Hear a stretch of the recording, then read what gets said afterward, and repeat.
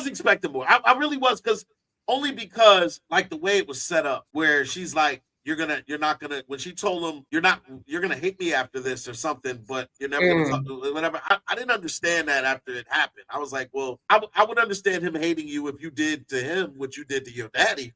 Then yeah, then like if he's like comes out of this not being able to talk, you know what I'm saying, or whatever, then yeah, that makes sense. But destroying the enemies that are about to kill us, I didn't get that reference when she was like, "You're gonna hate me after this," and I just didn't understand that. But outside of that, the moment itself was what I've been waiting for, was for that moment where she loses control and then people die, and that's what happened. We got that moment. I just was expecting it to be like, if they would have just, like, come on, this is, we're in Star Trek at this point.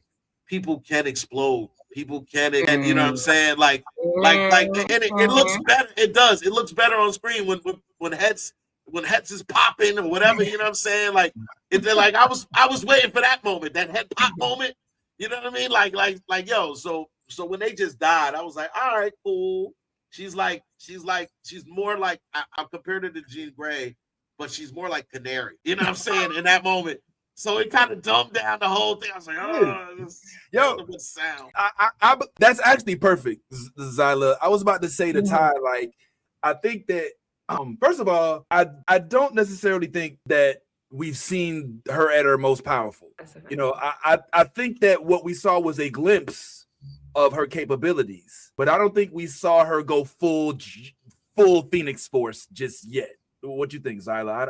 I think I'm with both of you. I'm with Ty in that.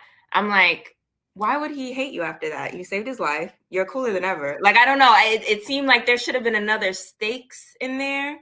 Like, she hurt everyone around, I was expecting that. Like, if she really can't control it, then how is she able to just kill the people she needed to kill? I guess that was my thing with it, even though it was really cool. But yeah, in my mind, I don't think this is like the end of, I think this is just a glimpse of what she's capable of.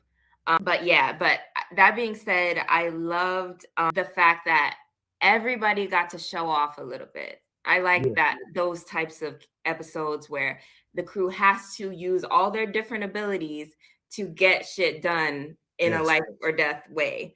So I liked seeing Genesis on the bridge doing the needle in the haystack thing, and I liked, the diplomats doing their thing in the office, in Chancellor Ake's office in that front.